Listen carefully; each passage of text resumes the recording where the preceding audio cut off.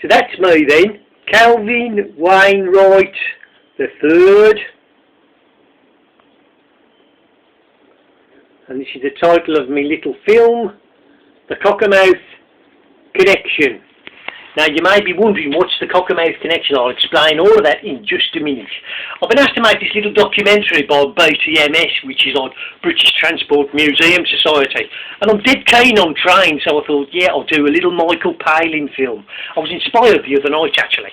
I saw this documentary with Rupert Everett, who's nowhere near as funny as Kenny Everett. But anyway, he was talking about this guy called Richard Burton, you know, like the famous actress. Not only was he famous for that, he was also a sex tourist. He went to all these places like India and Egypt and had sex with loads of different people, men, women, goats and all sorts of stuff. Well, at the moment, Chantel, my girlfriend, she don't want to know. She's got the electricians or the plumbers in or something. So she's not interested in sex at all, and I'm feeling a bit like edgy, you know. So I thought, why don't I become like a sex tourist, like Richard Burton? So I remember my brother Clive had told me he once got laid by a virgin in Coventry, so I thought, that's the place for me. So I got the train to Coventry, right, you know, when I got off the train and there's all these people milling around, I asked all of them, does anybody fancy it, you know, anybody up for it? And nobody was like, so like, how can you be like a sex tourist in Coventry when nobody's really interested in it? Anyway, so the train left and there I am left on the platform all on my own, like, it's deserted. So I'm standing around here somewhere, the station master comes up to me, he says, oh you, what you doing standing on that yellow line? I said, I'm not standing on the yellow line, and I wasn't, like, you know, I was standing well back from it, at least 2 or 3 inches. He said, well, it's just been painted and it's for safety, somebody's trod in it. I said, well, it wore me, I'm just here for the sex. Well, at that, he kind of walked off down the platform, and I followed him down to the ticket office, and this is what I saw. You know, I found the culprits. It's these 2 guys here. They've obviously walked backwards through the line up to the ticket office, and it's them that's done it, not me. Do you know what I mean? So I went back onto the platform, and eventually, like, a train pulled up, you know, and it was waiting there for ages, you know, and it wasn't going anywhere, because I thought, I've got to go back to Birmingham now, because nothing's happening here. So I rang up my brother Clive, and I said, what is it about Coventry, you know, and getting laid and that? He said, no, mate.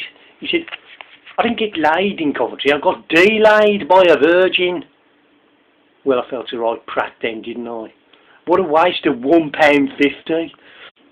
So I get on the train at Coventry and I'm soon whizzing back towards beautiful Birmingham through the countryside, and I sit down on the train next to this guy called Brian who worked in IT, and I managed to tell him all about my day at Coventry, how I nearly got stuck on the platform, you know, how I nearly trod in the paint and all that, you know, and he was like, he was okay, nice guy, but eventually he fell asleep and, well, it made me feel tired as well, so I thought, yeah, I'm going to have a sleep as well. So I nodded off, and the next thing I knew, I've woke up miles away from anywhere, in bloody Penrith. Can you believe it? Penrith! What's a sex tourist doing in Penrith? Well, actually, the station master came up to me and I was having a chat with him all about the railway and the station and all that, and he says that there was a connection to Cockermouth. Well, I thought, blimey, if you're ever going to get somewhere where there's some sex tourism, it's got to be Cockermouth. But unfortunately, there was no trains to Cockermouth that day. But I did find something else. On the platform at Penrith, yeah, I found this sign. Look, keep back from the platform edge, or you may get sucked off.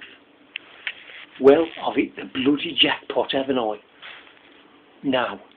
I stayed there for 7 hours and nothing happened. Yeah, alright Mum, I'll be there in a minute. No, I don't want fish fingers today. No, we had them yesterday. Give us a pie, alright? Yeah, alright, I'll be up in a minute.